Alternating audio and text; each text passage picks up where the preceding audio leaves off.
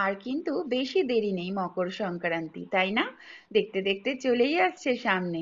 আর মকর সংক্রান্তি মানেই নানান রকম পিঠে পুলি পাটিসাপটা, সে এক বিরাট আয়োজন। সেই সকাল থেকে ঠাকুমা দিদিমা মায়েদের দেখতাম ছোটবেলা থেকেই পিঠের নানান রকম পিঠে পায়েসের আয়োজন থাকতো। আর সন্ধেবেলা সবাই মিলে একসঙ্গে বসে জমিয়ে খাওয়া হতো, গল্প হতো। কত কি সব স্মৃতি মনে পড়ে যায়, কিন্তু আজও ভোলা যায় না।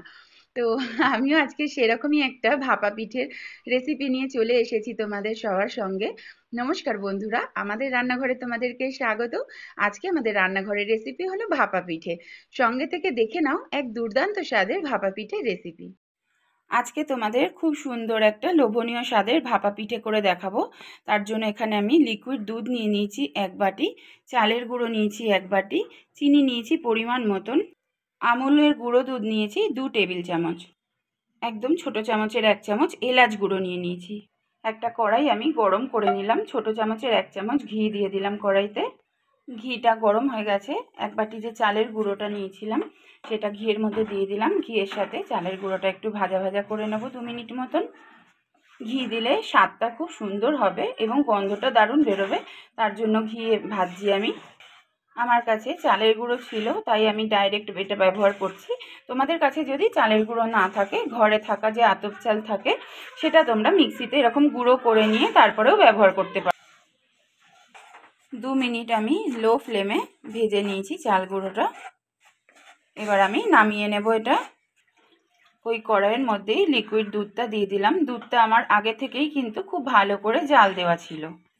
দুধটা আমি আরেকটু জাল করে কিছুটা কমিয়ে নিলাম। এই সময় যে আমুল দুধটা দেখিয়েছিলাম তোমাদেরকে 2 চামচ, সেটা দিয়ে দিলাম।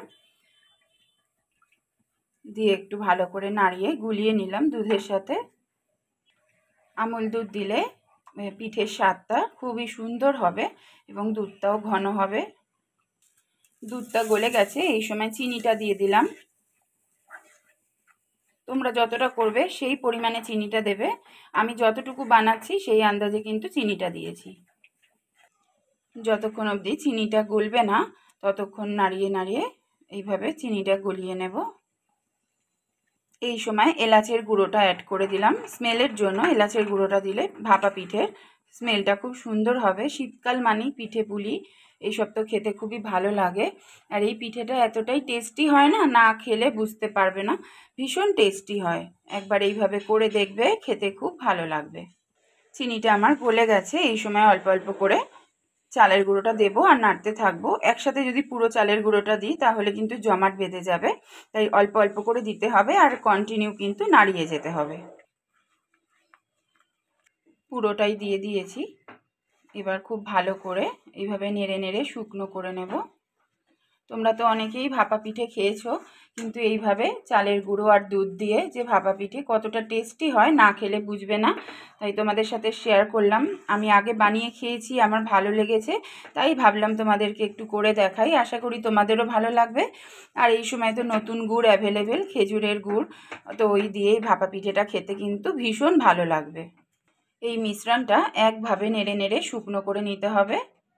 ধৈর্য ধরে কাজটা করতে হবে। দেখো এইভাবে টেনে টেনে দিতে হবে, যেন কোনো যদি ডেলা পেকেও থাকে সেটা তোমার সঙ্গে সঙ্গে খুলে যাবে। আমার কিন্তু কোনো ডেলা নেই। দেখো খুব সুন্দরভাবে খুন্তি দিয়ে আমি টেনে টেনে একদম মসৃণ একটা পেস্ট মতন তৈরি করে নিয়েছি।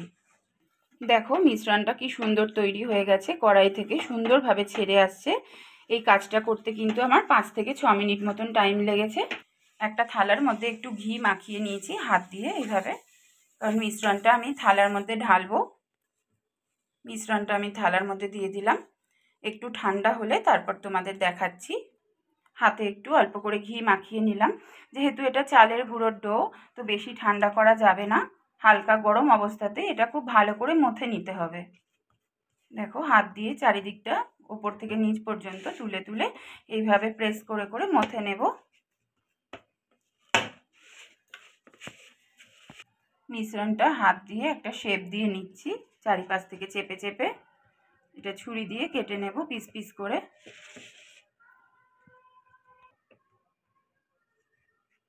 এবার একটু হালকা ঠান্ডা করে নেব, তারপরে কাটবো। একটা ছুরির মধ্যে একটু ঘি মাখিয়ে নিচ্ছি এপিট ওপিট করে।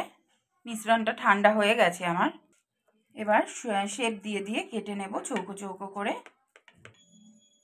এইভাবে চৌকো চৌকো করে কেটে নেব। থালাটা ঘুরিয়ে আবার ওই পাশটাও এইভাবে চৌকো শেপ দিয়ে নেব। পিসগুলো এক এক করে তুলে নেব। যেহেতু চালের গুঁড়ো তো একটু আঠা আঠা হবেই, এটা নিয়ে কোনো সমস্যা নেই। সবকটাই টুকরো তুলে একটা প্লেটের মধ্যে উঠিয়ে নিচ্ছি। এইভাবে পিস পিস করে একটা থালার মধ্যে তুলে নিলাম। একটা কড়াইতে আমি জল গরম বসিয়ে দিয়েছি, জলটা আমার গরম হয়েই এসেছে। পিঠেগুলো সাজিয়ে নিচ্ছি একটা স্টিলের থালার মধ্যে। আমি ছোট ছোট পিস করে কেটেছি, তোমাদের যদি ইচ্ছা হয় তোমরা বড় পিস করেও কাটতে পারো। জলটা ফুটে উঠেছে, এই সময় একটা স্ট্যান্ড বসিয়ে দিলাম স্টিলের। ওই স্ট্যান্ডের ওপর যে স্টিলের থালাটার মধ্যে পিঠেগুলো সাজিয়েছিলাম সেটা বসিয়ে দিলাম। এবার ঢাকা দিয়ে দিচ্ছি। 10 থেকে 12 মিনিট সময় লাগবে এটা আমার ভাপা হতে। 12 মিনিট পর ফিরে আসব। 12 মিনিট পর ফিরে এসেছি, ঢাকাটা খুলে দিলাম। দেখো আমার কিন্তু পিঠেগুলো একদম রেডি হয়ে গেছে। মাঝখানে 5-6 মিনিট পরে কিন্তু আমি ও পিঠগুলো ঘুরিয়ে দিয়েছিলাম, সেটা আর তোমাদেরকে দেখাইনি। এই সময় গ্যাসের স্টিমটা আমি বন্ধ করে দেব। স্টিম বন্ধ করে দিয়েছি, আবার ঢাকা দিয়ে দিলাম। 5 থেকে 7 মিনিট স্ট্যান্ডিং টাইমে এইভাবেই থাকবে, যেটুকু বাকি আছে সেটুকুও হয়ে যাবে। তারপরে আমি ফিরে আসছি। এবার এক এক করে একটা প্লেটের মধ্যে তুলে নেব। আমাদের ভাপা পিঠের রেসিপিটা এখানেই শেষ করছি। আশা করি তোমাদের ভালো লেগেছে। সঙ্গে কিন্তু খেজুরের গুড়ও আছে, যে ঝোলা গুড় যেটা, এটা দিয়েই আমি পরিবেশন করছি। তোমরাও এইভাবেই খাবে। যদি ভিডিওটা ভালো লেগে থাকে অবশ্যই একটা লাইক করো, ছোট্ট একটা কমেন্টে জানিয়ে যাও কেমন লাগলো। যারা আমাদের রান্নাঘরে আজকে প্রথম এসেছো আমাদের ভিডিও দেখতে, আমার রেসিপি যদি তোমাদের ভালো লেগে থাকে অবশ্যই সাবস্ক্রাইব করে আমাদের পাশে থেকো। আজ আসি, খুব শীঘ্রই অন্য একটা ভিডিও নিয়ে তোমাদের সঙ্গে দেখা হচ্ছে। ততক্ষণ ভালো থেকো, সুস্থ থেকো।